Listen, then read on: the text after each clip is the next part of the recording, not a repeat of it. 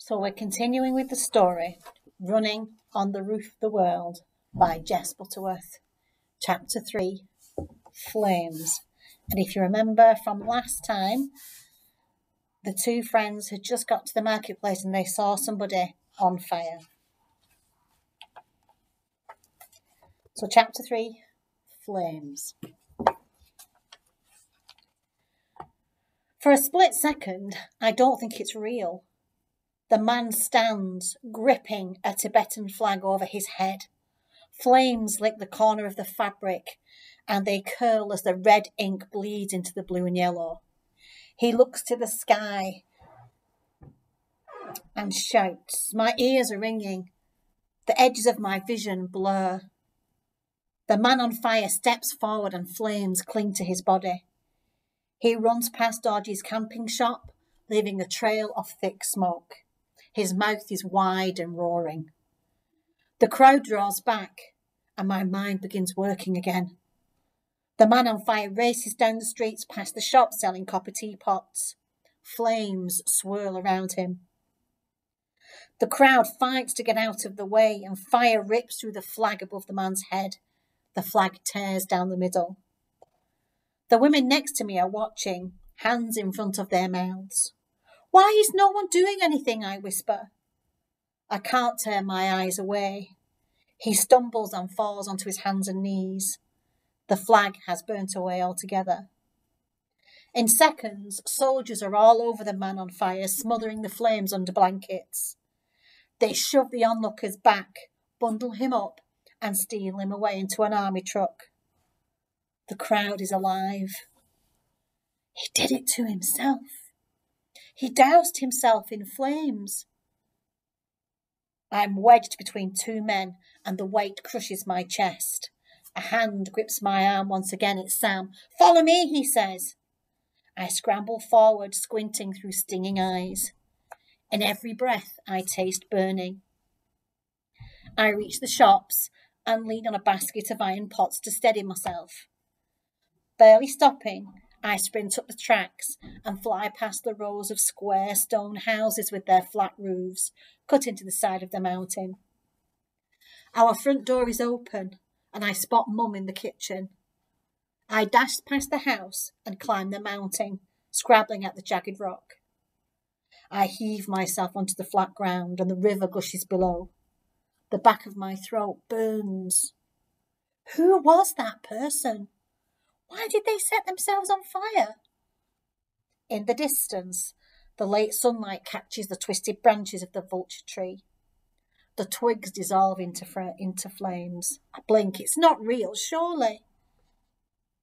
Something touches my shoulder, and I jump away. The wind blows wisps of hair across Sam's face. They stick to the sweat on his broad cheekbones. I let my body sink onto the cold stone, and Sam squats down next to me. We sit in silence, listening to the roar of the wind. Chapter 4, Shadow.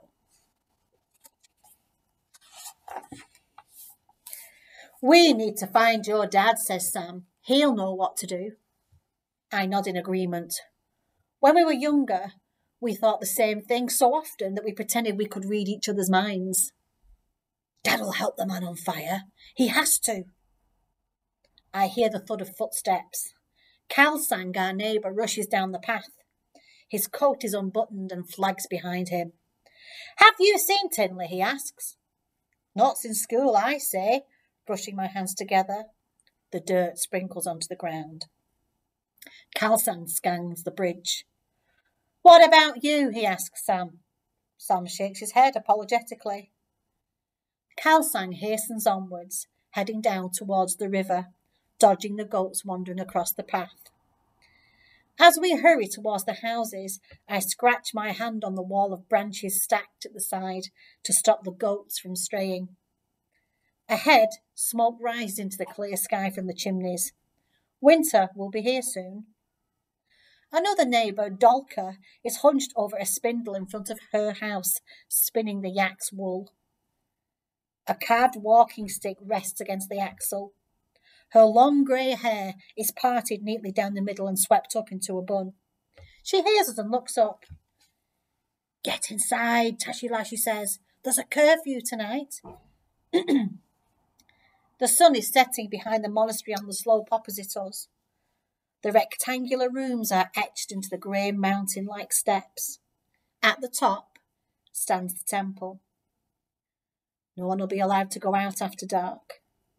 The sun will be gone in 30 minutes, says Sam. I spot flashes of dark red as the monks walk in and out of their rooms. I used to dream of becoming a nun until Mum told me I have to live in the monastery forever and shave my head. After that, I changed my mind. But I still stood next to the stone building whenever I could. If I got close enough, I would lean against the cool stone, catching whiffs of thick incense and snippets of deep prayers. I am lost in the memory. It's easier than thinking about anything else right now.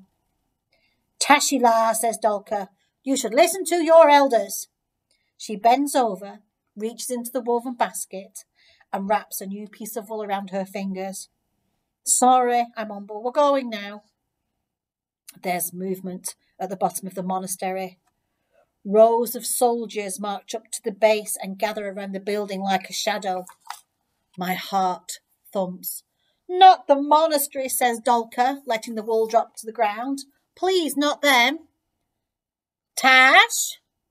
I know that voice, it's Mum. She strides towards me, gathering me in her arms, and hugs me so tightly I can hardly breathe. I told her to go inside, says Dolka. Thank you, says Mum, loosening her grip. She squeezes Dolka's hand too. You should go inside too. Mum glances at the monastery. It's surrounded by soldiers now. They're camouflaged against the grey rock. Quickly, says Mum, gesturing towards our house. We haven't much time. The path is deserted. Our feet tap against the stones. A siren shrieks close by, warning that the curfew is coming. We sprint after Mum down the alley to Sam's house. Do I have to go home, asked Sam. Can't I come back to yours? Not tonight, says Mum. Your dad will be worried about you. When we arrive, Sam's dad is sitting by the window, frowning. He points at us, leaving a mark on the glass with his finger. I usually try to avoid Sam's dad. It's impossible to know how he was going to act. He scratches his beard before heaving himself up and stumbling on his bad leg. He opens the door. The draught carries the smell of boiling goat meat. It's not Sam Dupp's fault they're late, Mum says. Didn't you hear about what happened in the market today? He looks up at her. I know what's been going on out there, and we don't want any part of it. I peer behind him into the house, spotting the piles of dirty pots and pans on the countertops. Mum squeezes my shoulder. Sam opens his mouth as though he's about to speak, then shrugs and steps inside. His eyes say everything. Sam's dad thumps the door shut. The last of the light is gone now. It's dark, and we're breaking the curfew. Chapter 5. Stories. Mum grips my hand and leads me briskly towards our house. I'm alert. My eyes flicker over shadows and my ears tune into every rustle. When we reach the front door, Mum fumbles with the padlock, and I keep it steady as she slides the key into it. As soon as we're inside, Mum gathers our warm jumpers and throws them onto a pile on the bed. I breathe in the familiar scent of home. I bend down to take my shoes off. Leave them on until Dad gets home, she says. Are we going somewhere, I ask. Mum glances out of the window. Don't know yet. Dad strides in minutes later, wrapped up in layers of woolen coats, and kisses Mum. He hugs me, his long hair falling from under his hat. His cold nose presses against my cheek. I smell the leathery tang of the animals. Listen to me, says Dad, taking my shoulders. The whole village is going to be blamed for this. The Wu Jing will think we're all behind it. No more going off by yourself. I notice the wrinkles on his forehead and around his eyes as I nod and sit down on the bench at the table. Dad unhooks the rusty teapot hanging above the stove, slides his hand inside, and pulls out a bundle of yuan fastened with red string. The same kind the monks bless and give out as bracelets. He snaps the string with a knife before reaching into his pocket and pulling out more notes. He peels back each corner and counts them before dividing the money into 3 piles. I want you to hold on to this, my little yak, he says, handing me the biggest bundle of money. In case anything happens, hide it and keep it safe. I look at Mum. She smiles at me. I stand tall, shoulders back. You can count on me. I stare Dad straight in the eye, so he knows I really mean it. It's the first time he's ever trusted me with something like this.